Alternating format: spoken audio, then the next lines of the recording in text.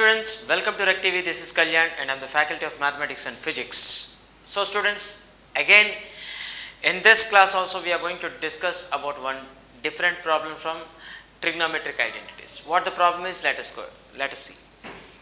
See here.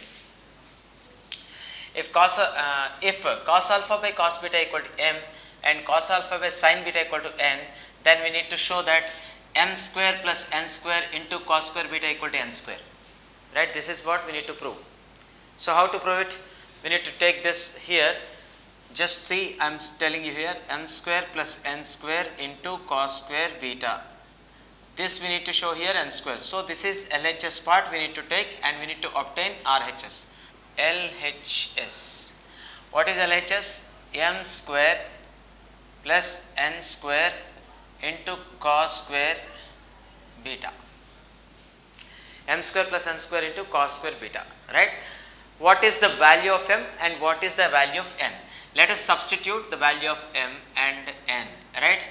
Put the values. Just see, m value would be cos alpha by cos beta. Put it here.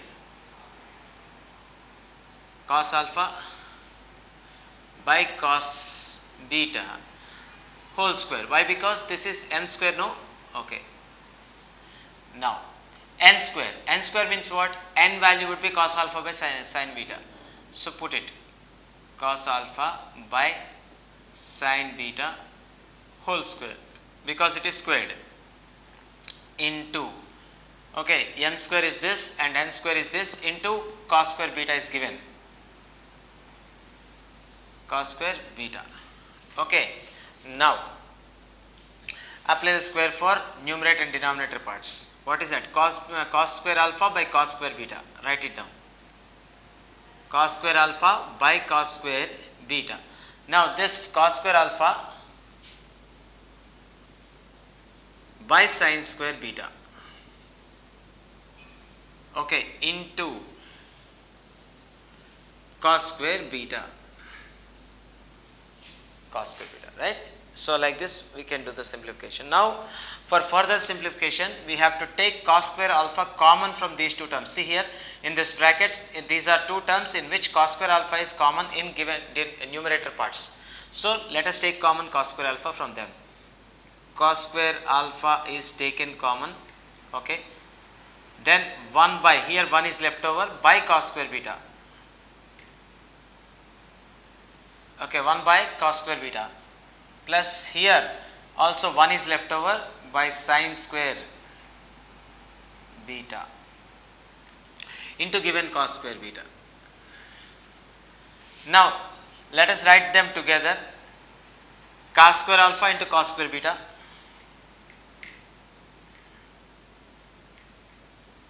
into. Now to simplify the expression inside the brackets, let us take LCM for that. This is sin square beta into 1, sin square beta, cos square beta into 1, cos square beta, by sin square beta into cos square beta. Okay. Or else cos square beta into sin square beta. Now just see here, sin square beta plus cos square beta. Here you observe, look at this, this is identity or not? Sin square beta plus cos square beta is 1. So here we can put 1. And one more thing is that here cos square beta is there in numerator part and denominator part also cos square beta is given. So we can just cut it down. I mean we can cancel them. And here this is 1. So what is left over now?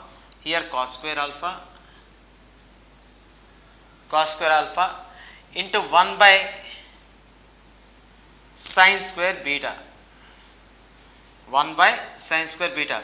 This cos square beta is cancelled, no? Only one. This is remained. Now tell me, how can we write this? Cos square alpha by sin square beta. Okay. Now square is common for both numerator and denominator, no? We can write in common. So how can we write it?